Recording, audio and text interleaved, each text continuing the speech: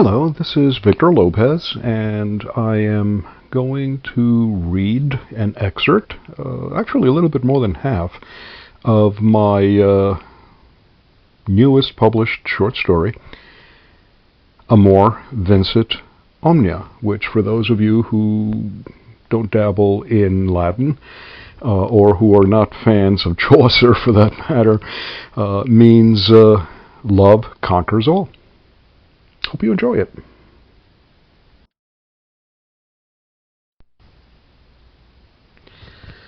Last night I found the love of my life. She was drowning in a shallow pool of muddy water not far from my door. I rescued her, gently carried her home, revived her, and tenderly washed her body clean as she trembled beneath my gentlest touch. Her tears soon dried, and she found herself protected, safe, dry, warm, and lovingly placed on a comfy couch. I stared at her for hours as she slept, captivated by her beauty and grace, even in sleep. I could not take my eyes away from her. She had not spoken a word to me, but that did not matter. I could feel a connection between us at a level beyond that of mere words. It is as though my whole life had been nothing more than a winding path leading to her side. I knew instinctively that we would never be apart. When she awoke, I stared at her eyes, which seemed to hold flecks of gold, silver, and copper unlike anything I'd ever seen before, giving her an exotic, otherworldly appearance. She stared at me for the longest time, wide-eyed and unblinking. I smiled at her, trying to reassure her that all would be well. In time I asked her whether she wanted me to take her anywhere in particular, but she seemed to draw back, averting her eyes, communicating without words that she did not have a home. I sensed what I took to be her fear that I might take her back to the sidewalk where I had found her. Her reaction simply broke my heart. I tried to reassure her that she would have a home with me for as long as she wanted it. She seemed relieved, and I thought I could see her gently shudder, as one often does after a good cry. I placed her close to me, and she seemed happy and content. We eventually both fell asleep together on my couch, with my cradling her gently in my arms. I had not known such peaceful, restful sleep in decades. Our next months we became inseparable. She sat next to me as I wrote, my muse and silent critic. I could look at her and know when she thought my words needed revision, or when I was writing myself into a corner, as I sometimes do. At such times she giggled like the tinkling of tiny bells, the most wonderful sound I'd ever heard. She listened with endless patience and empathy as I shared my fears, hopes, and dreams, and eventually entrusted me with her own. My wife was away, as she often is during this time of year, and I opted not to tell her about my new love. There was no point in doing so, as I knew her reaction would be derisive, or worse, perhaps one of relief. Moreover, the relationship with my new soulmate was strictly platonic, and would remain so. We could never consummate our love, as that was impossible for us both under our current circumstances.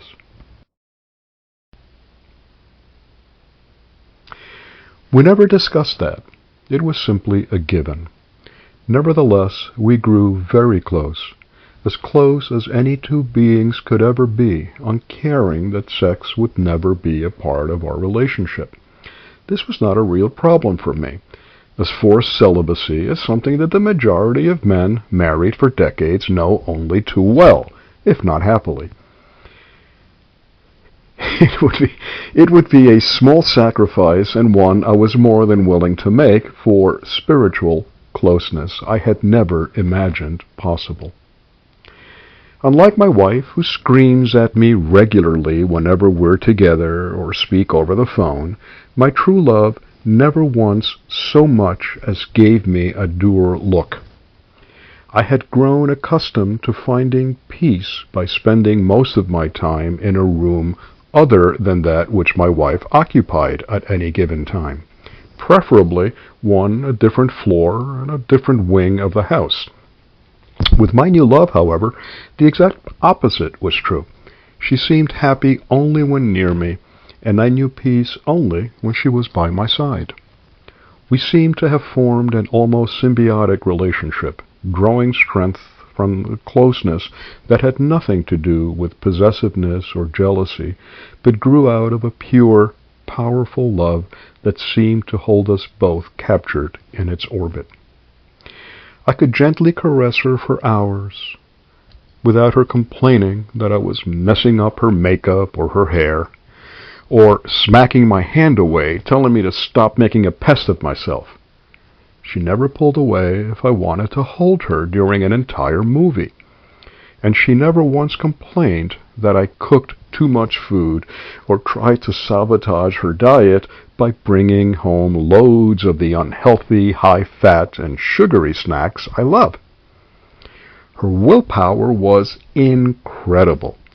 I could have plunked her in a bathtub full of the most delectable ice cream, and she'd just lie there, smiling impishly, or sticking out her tongue at me, without taking so much as a single bite, or complaining about the cold. But she thoroughly enjoyed seeing me eat, and unlike my wife, never complained that I chewed my food too noisily, that I ate too fast, or that I did not use a plate and drop too many crumbs if I decided to eat a cookie while watching television. Like my wife, who is also a good cook, but sees cooking as a chore, she preferred to let me do the cooking.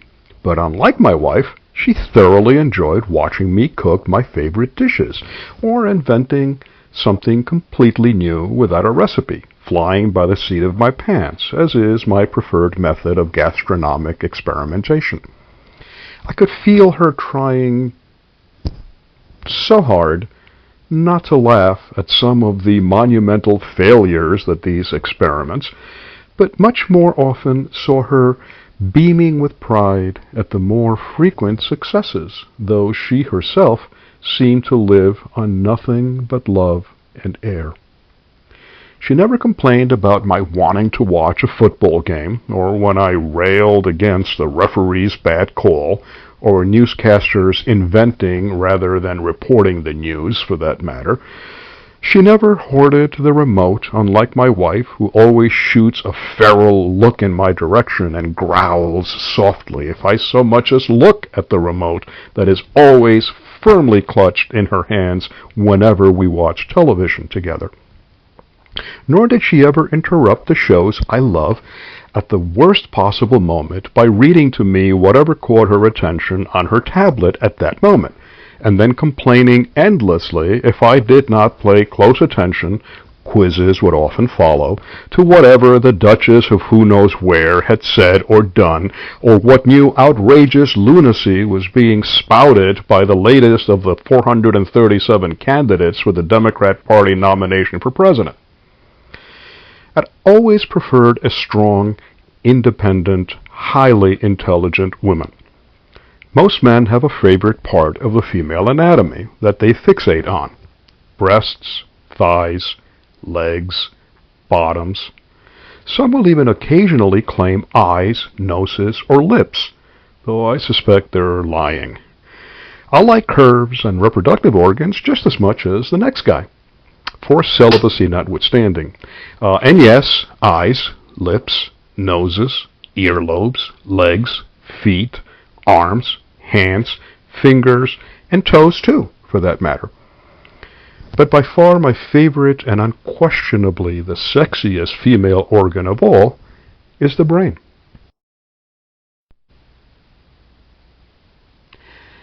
Men are nothing if not easy to read and understand, and not just when it comes to our favorite body parts or recreational activities.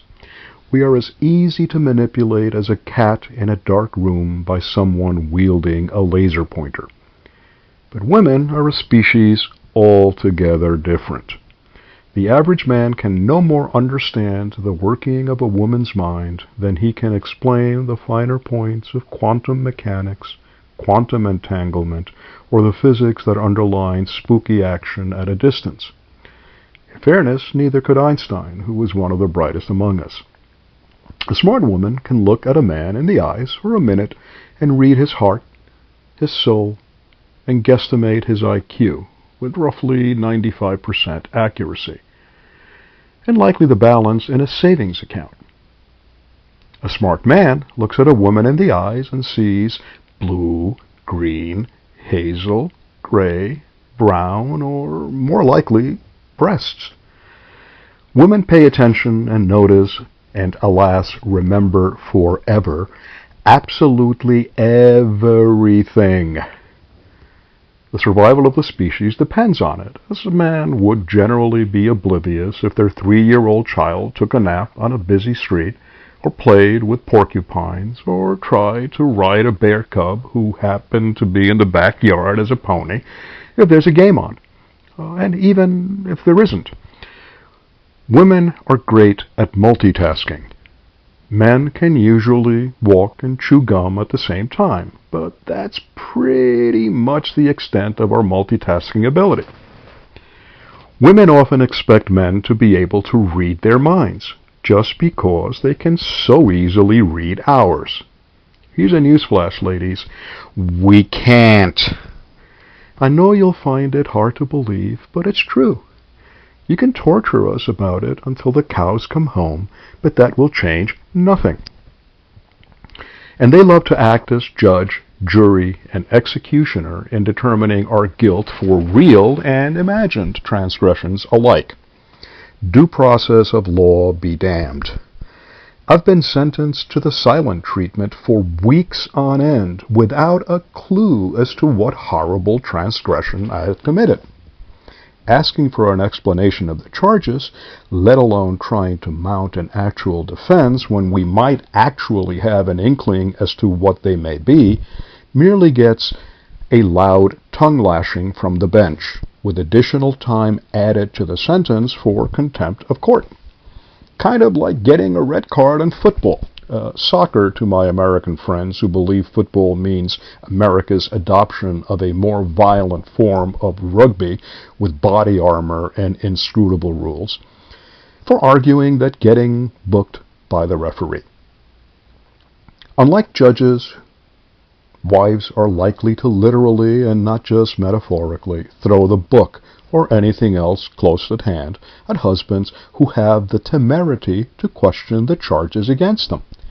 Attempting to actually mount a defense is the only remaining crime to which capital punishment is gleefully accepted by the fairer sex. Pun, not sexism, intended. But none of that applies to my new true love. The most I ever get is a gentle look that could be interpreted as mild disappointment. Never anger or disapproval on the rare but not unheard of occasion that I make a complete ass of myself. I've often said that every woman is beautiful in her own way at every age, by which I mean the overwhelming majority of women, with some notable exceptions if I'm being completely honest. And I know this to be true. I've always been partial to petite women myself, and have fallen in love with a couple of them in the past. My new love fits that category as well, though she is slight even for my taste. Nevertheless, I find her body nothing short of perfect. Hard, beautiful curves, yet small in a way that makes me want to protect her. Don't misunderstand me. She is rock solid, and more than capable of cracking the hardest skull of any would-be assailant. She can more than take care of herself, and would shake her head and regale me with the sound of musical laughter if she suspected I felt a need to protect her. Unlike my wife, however, any man looking at her other than through my eyes would not likely find her to be objectively beautiful. There is little chance of construction workers breaking into the song "Some Guys Have All the Luck," as happened on occasion when my wife and I walked down the street when we were dating and the song was still fairly new. True story. I was so annoyed once that I turned around and replied, "Some guys deserve it," to the cheeky guy singing while longingly staring at my wife, girlfriend at the time, as we approached, walked by the worksite, and continued on. But that matters little.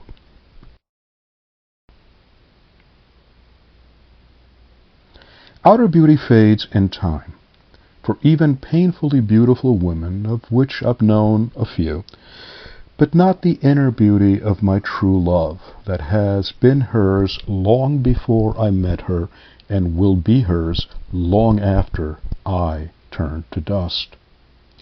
Some women suffer the unfortunate effect of PMS, and a few a tragically terminal variant I have long ago labeled PPMS, perpetual premenstrual syndrome, that appears to afflict them from the cradle to the grave. But my love always has the sweetest disposition. She is never on edge, unpleasant, or hormonally unbalanced in any way. She loves to go with the flow. In contrast, going anywhere with my wife has been a real problem for years. I'd be dressed and ready to go out, mind you, in half the time it takes her to get all gussied up, only to have her point at me in disbelief and exclaim, "You're going out like that?" That always sends a chill down my spine, as I know I will get no help as to what she means if I ask, and I'll be damned if I can ever see anything wrong with what I'm wearing. My outfits are always clean, free of holes, be they the fashionable kind some idiots pay extra for, or the free ones we get from Moth's energy-efficient washing machines that wash 20 pounds of dirty clothes in 2 thimblefuls of water with 2 or 3 drops of sulfuric acid-based detergent.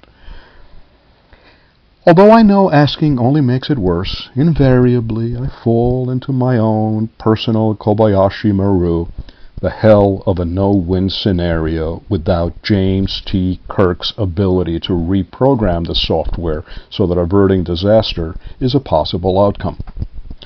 Actually, for nearly all men, marriage itself is an endless iteration of personal Kobayashi Maru, a kind of hell, except that it's not necessarily eternal. It just feels that way. So stupid me will invariably ask, what's wrong with the way I'm dressed, or what's wrong with what I'm wearing? Which always leads to one of 2 possible responses. Number 1, a rolling of the eyes, followed by a tight-lipped, silent treatment of indeterminate length. Or 2, a response along the lines of, "If by this time you're too dense to know the answer, I am not going to tell you." Now please understand, it's not as though I'm wearing coveralls to the opera or white shoes after Labor Day, which I understand is no longer punishable by death in my state. That leaves me to wonder what the hell I've done wrong now. Of course, I surreptitiously take a look at what she's wearing while she is tapping her shoes impatiently, arms crossed under her lovely breasts, waiting for me to get a clue.